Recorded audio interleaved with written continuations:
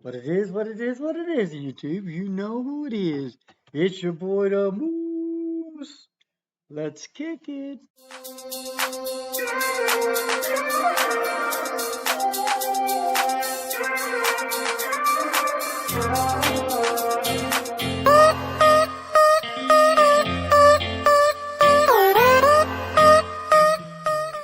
Man, let's get into this, man. So we're going to talk about a couple things a DJ should have and a DJ's reasons why. Number one, what's the number one thing a DJ should have? A DJ contract. And let me explain this to you. If you're a DJ and you do not have a contract, you need to find yourself one. You need to do it. You need to draw yourself up a contract for you and the couple. Now, let me explain a little bit of what's going on with this one. Okay, so it happened to me in 2015. And this is where the DJ contract came in. And this is why I wanted to get one. It was September. It was a September. It was supposed to be a wedding. Okay, so I got in contact with this person, and we've gone ahead and did everything. They paid the deposit, right? They paid the deposit. So then, this is where it gets all tricky. So then, we got everything. We got all the stuff filled out and everything else all done. We did the timeline, did everything. Everything was set for this venue. Guess what happens? I had all the first dances and everything else. Now I was gonna go over the dollar dance if they were gonna do it or not. So I called the couple. And I called the couple the day before the event. Now listen, I turned down 5 jobs for this. 5 jobs for that date. 5 jobs. I actually had to defer to somebody else. It's 5. That's 5. 5 parties. Could have been weddings. I don't know, but they basically contacted me, and I was talking to them, and I was like, I can't do it because I got this gig. This is where the DJ contract needed to come into play. I didn't have it filled out. So legally, I'm not bound to that couple at all. So guess what happens? The day of the event, I kid you not, the day of the event, the day of, and we're talking, the address was in everything. Everything I had, everything locked in. Guess what happened? So I drive 2 hours. 2 hours. I talked to the bride 2 days before this, and it was go green light. I get to the venue. I check in at the gate. I go to check in at the gate, and what was supposed to happen, I was going to check in because it's a country club. So I go to check in at the gate, and the security guard, I go to the gate and I ask him, I said, well, you should be on the list. DJ Spruce Moose was my name at the time. And the guy's like, I don't have no DJ Spruce Moose on the list. And I was like, are you sure? Are you sure? And he goes, yeah, I got a DJ so-and-so, but I don't have a DJ Spruce Moose. I said, well, do you have a Terry Skillings? Maybe she put me down for my name. Oh, no, sir. You're not on the list. So that's okay. So I back up. And they let me out and all that. I get out. I pick the phone up. Right? Now check this out. The bride has my phone number for a long time. She answers the phone and she goes, is this DJ so-and-so? And I was like, no, it's Terry. Oh, I didn't think we had you as a DJ. And I was like, excuse me? What do you mean you didn't think you had a DJ? You paid me the deposit. You did everything. We went through the timeline 2 days ago, and why I'm not your DJ now? Oh, I hired somebody else. Oh my God, that took the clap out of me, man. I was mad. I was mad. And then she goes, "Oh, can I have my deposit back?" That's what she said. That's what made me really, really mad. And do you think I gave her the contract back? I did not give her the deposit back because I just paid for gas to go 2 hours, go down there, and everything else. Would you give the deposit back? Leave in a comment below what you would do. So that day forward, I started using contracts. And I'm going to tell you what happened again. So then I was using these contracts. I just started using them. And I'm glad I did because I was trucking right along. I mean, I was doing bops every weekend. And then it was 2018. I think 2018. No, it's 2019. Sorry, I take it back. It's 2019. We had just got back from Disney and everything else. Okay, so I landed karaoke at the Market Basket. The Market Basket was a barbecue grill in San Antonio. Okay, now listen. I just landed this for every Friday until forever, whenever it waits out.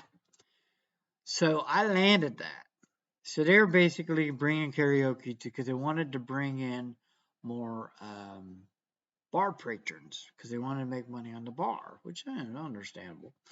And it was going to be at the hours of 7 and 11, which I'm doing now. Oh, so I'm doing this bar. Okay, so I did two weeks. Okay, so the first time, this is why I don't take checks. So the first time, unless it's a school or solid business, and I actually this was a business, but I'm going to share what happened. This is why the contract was in place.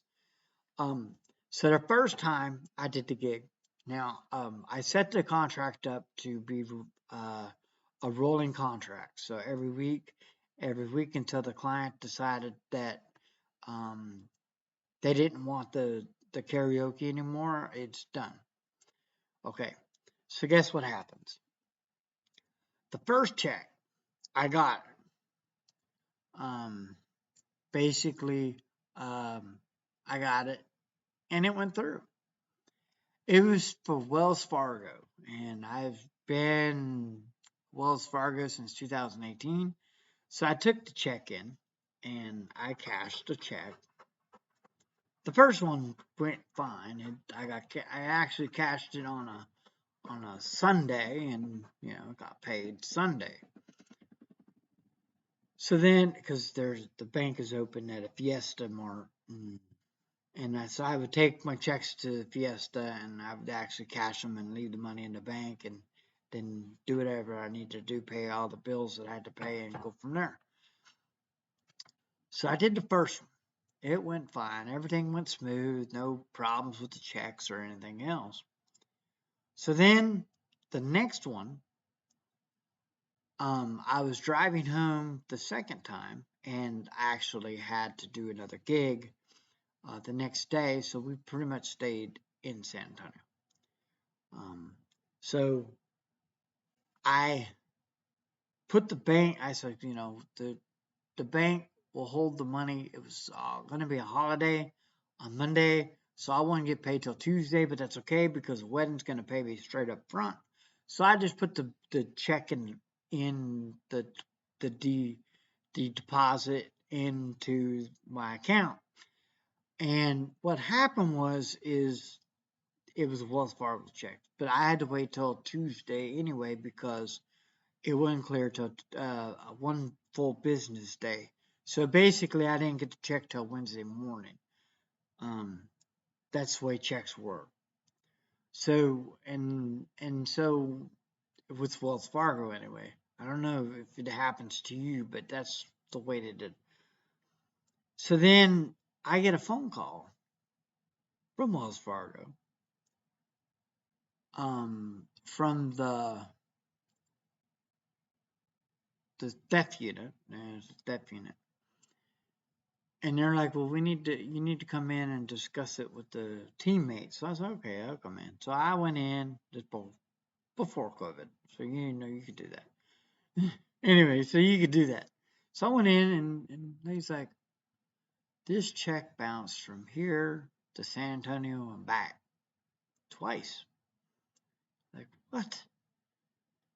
So then I took care of it. I called the lady. I got it all taken care of. She released the funds that day. She went and made some excuses. Okay, let me tell you what happened. About 6 months was going down the road and everything was happening. I did not do no more. I only did 2. After that check situation, I canceled. I told her I'm done. Which technically in the contract, the DJ can, the way it's written is the DJ can pull out of a contract if he feels deemed that A, his life and security is on the line, and a couple of different things. That's formalities in the contract that I put in there. That was in the contract before I didn't put it in there, but that's formalities of it. So check it out. I turn on the news, which in December I like to watch the news, Christmas news and stuff like that. So I turn on the news. This happened back in October. I turn on the news, and lo and behold, guess what I saw? The lady that I worked for at the Market Basket was being indicted of not one, but 352 employees. She had 3 restaurants. That's why I thought she was legit. She had 3 restaurants. She did not pay her 352 employees for 6 months. Now, why would, if I was an employee, be going back to a job that wasn't paying me? But for 6 months? I don't know if they were brand new employees or whatever. Payday didn't come and they leave, and so they had to hire somebody to take its place. I got 2 checks off of that person in the timeline that this happened, because I think they got arrested at the end of October, and the news was finally coming up with it, because the indictment sometimes takes a while for investigation and everything else to go on. So I was like, what? That's insane. That's one of my worst. That's one of my worst things that ever's happened to me, and that's why I use a DJ contract. For this day, I use a DJ contract because it gives me legal. Now, the thing was, and I didn't do it, but the bank did it for me. The bank got the $35. They paid. They made sure that that person was solved. So I didn't have to pay for the check bouncing because 1, I didn't write the check, and then 2, I did it, and it was written for karaoke because they had karaoke on the check. So, and that's 2. So this was the things that went on with the altercation. So if you're using the check system, that's great for you. But I'm going to tell you, if you're not a school, I'm not going to take your check. If you're not a school. Now I take that back. Now there are certain situations I'll take a check. But usually I used to have it on my contract. I took it off. At the time I didn't have my ID, so trying to cash a check would be just. I lost my ID in the pandemic, and I couldn't get it back for a year, so I had to wait a year. Oh my God, it was horrible. But you know what? The funny thing was, is when I got my, I went to, I actually didn't have to go in. I set, okay, so this is what happened. So they told me that I was eligible for my driver's license to get it back. All I would have to do is pay a fee. So I paid the fee, and so then I paid the fee, got it done, taken care of, and everything else at the Texas Department of Motor Vehicles. And then basically what happened was is like, okay, so then it says set up an appointment for a driver's license. So I went to set up the appointment, and I set it up. And as you're going through, it asks you a bunch of questions, you know, this, that, the other. I set it up, and then what happens at the end was awesome. They set it up, and then it's like, you could pay $35 right now, and we'll give you your license. I was like, what? I didn't have to go in and take the test. I thought I'd take the test because I didn't have it for. Well, come to find out, in the state of Texas, you have to wait. It's up to 2 years from the expiration date that your driver's license expires. So you have up to 2 years, and you're good. So guess what? I got it back. But anyways, needless to say, DJ contracts are a good thing to have. If you're not under a contract with who you're DJing, now if you got a standing gig and you've been doing it for years, don't just go drop a contract and give it to them. Just continue to do that gig. But what I'm suggesting is that you get a contract, a DJ contract. Because if you do not have a DJ contract between you and your client, things could go wrong sourly for you. For one thing, is legal by law. If you go to the court system or you go to whoever and say, these people didn't pay me, I want to sue them, I want to get my money, I need help.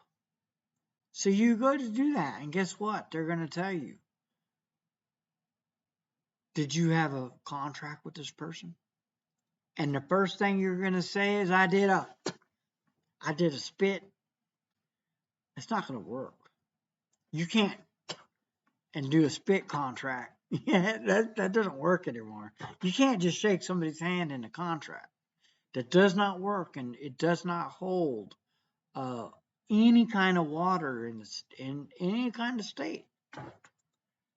So if you have that happen to you, you need protection, and that's what that protection is for. The DJ contract isn't just because you need the DJ contract signed. It's because there's a lot of language in that contract that doesn't just protect you, it also protects, guess what? The client. And another thing that needs to go with the DJ contract, now, I'll just share this with you. I'm not going to make too much of the second one, is you need to have DJ insurance. Because if you do not have a DJ contract and DJ insurance, then all of that is just basically by the wayside. Because 95% of the time, you're going to look good for the client that's hiring you. Now, when I tell the client I have DJ insurance and I have a DJ contract, they are so excited to fill out that DJ contract because they know that once they sign that contract and they give me the deposit, they know I'm going to be there. Because that's what that is. That's their protection. Your protection is if something happens at the end or something happens in between, you're under contract with them and they can't skip and go to a different DJ. So that's just a nutshell. And I hope that helps. You know what? It's time to leave a PSA. Back in the 80s, they used to have PSAs at the end of the show. Well, I'm going to leave one today, and I'm going to do it a little differently. So check out the PSA and go ahead and follow what this guy has to say. Follow the PSA, and I will see you in the next one. Peace. I like it. Leave a comment below. Caring and sharing. Subscribe to my channel. And follow me on Instagram and Facebook. Remember, it's better to tell the truth. And that's no lie. Now we know. And knowing is half the battle.